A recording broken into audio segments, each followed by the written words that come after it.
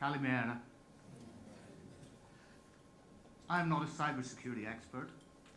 My job is about assessing risks.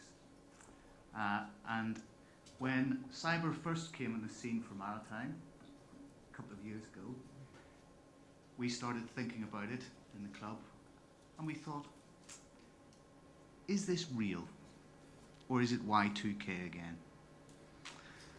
And we decided, well, we're not sure, but we'll start making some noises about it because we want our members to be less risky, because that's good for us and it's good for them.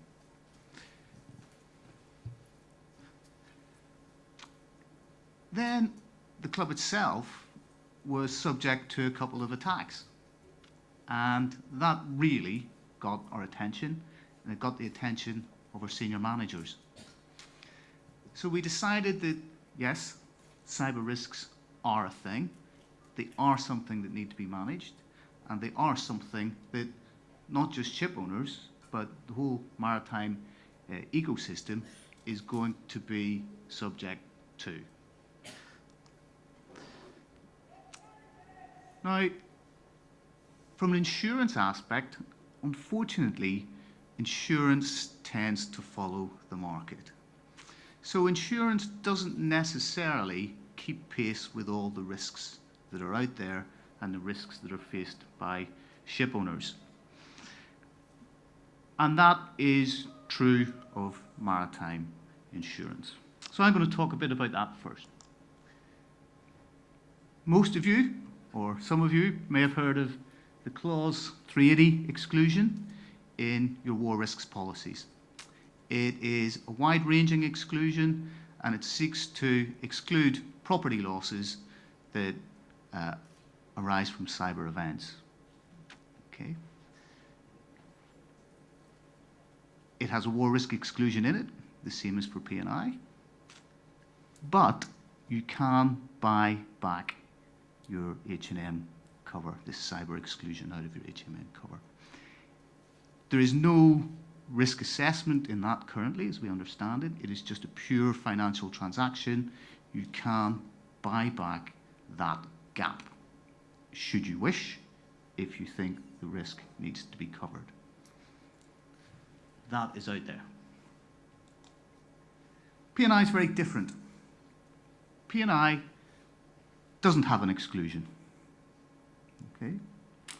So if you have a P&I claim and it arises from a cyber risk, presently you're covered in the usual way according to P&I rulebook, which should be reassuring, for you at least, not necessarily for us. We have a similar exclusion for war risks. So if it's a war-like activity, then that goes to war risks. But there's a problem there, because nobody really knows in terms of cyber who does the attack when the attack happens. It may be weeks, months, or years before the actor is actually identified, and they may never be properly identified. Okay. So there is a slight problem there between whether it's war or whether it's P&I on some occasions.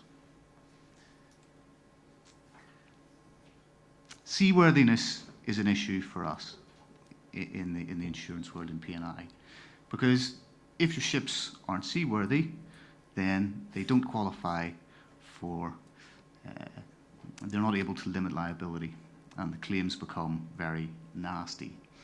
Now, unfortunately, or if you're a lawyer, fortunately,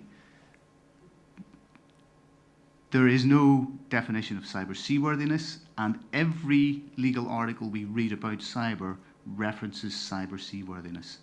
So we think in the event of a claim, the claimants, perhaps, if they speak to the right lawyers, will come after ship owners on the basis of cyber seaworthiness. What cyber seaworthiness might be is arguable. 2 years ago, I would have said cyber seaworthiness was nothing. It was just running your ship as you've always run it. Today, however, with the Maersk incident, with lots of other incidents that are out there that lots of your companies will have been subject to, cyber seaworthiness is probably a bit more. Yeah? You will have to say that you have a policy perhaps in place. You'd have to say that you're implementing a policy. In another 2 years' time, the bar is going to be higher again. So this is becoming an issue for the industry, for us all. The other thing that the Maersk incident showed was that there isn't actually a need for a casualty in any of this. None of the Maersk ships were disabled, none of them ran aground, no cargo fell over the side, but they couldn't get into port. So potentially, there are big risks there.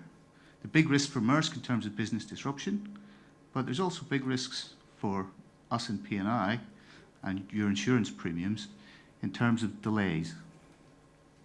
So the risk landscape in terms of cyber is different.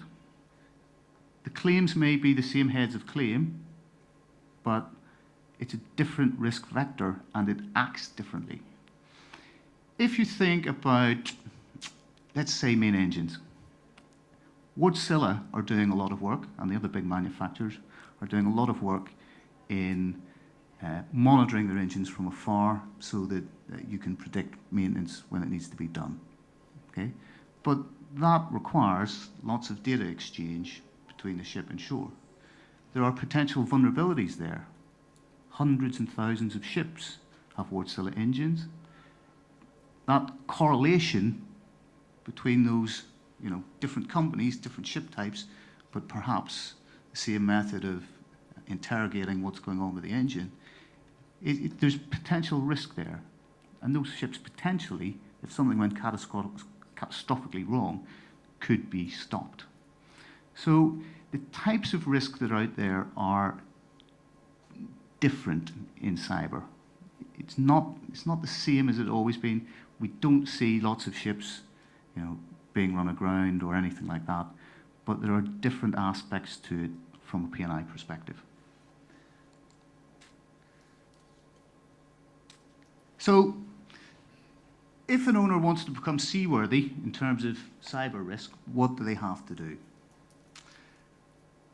You need to assess where you're at. Then you need to do something about it. Okay. I've already talked about how high is the bar, and Max has talked about 2021. Yeah? 2021 is just round the corner. It's very close now, and you will have to do something to embed cyber into your ISM. Have you done anything yet? I get the impression from the owners I talk to that some are acting, have acted, maybe if they've been subject to an incident themselves, or they just see that the risk is there. Others are thinking about acting, and others are still talking about it. Okay. I think as a collective, we need to get past the talking about it stage and start acting. You should act now.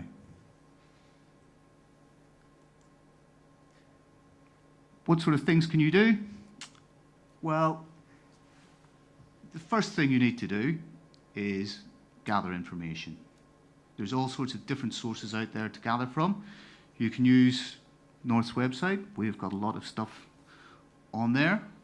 There are little campaigns running, Be Cyber Aware at Sea, which is something that tries to raise awareness amongst the crews. Little campaign, good resources there, videos and posters, all free, very simple thing. Yeah? Very simple thing just to try and raise the bar.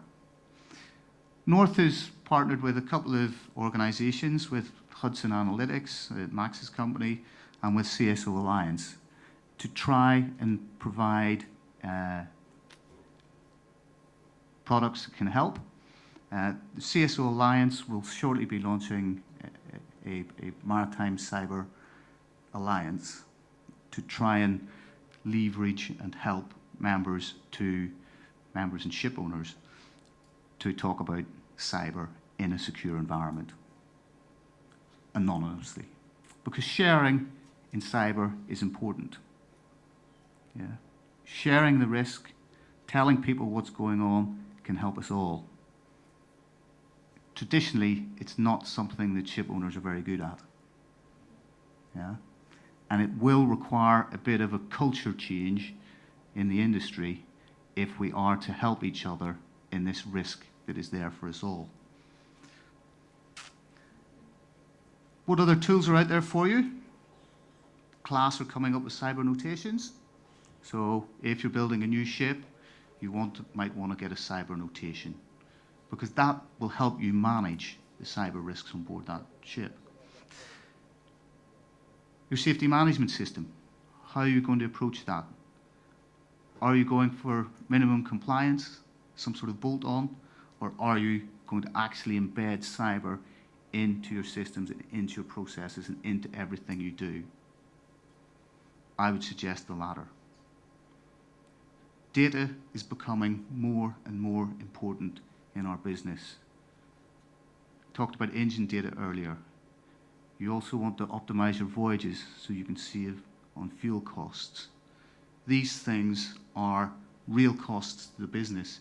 If that data is stolen or it's disrupted, then it has a knock-on effect on the bottom line. So cyber risks have to be managed in order to protect your business. And last point, you need to keep up the momentum and keep talking to each other. Because if we don't talk to each other and we don't keep thinking about this, we're just laying ourselves open to continuous fraud, yeah, ransomware, and indeed your ship's being stopped from time to time, which is bad. Thank you very much.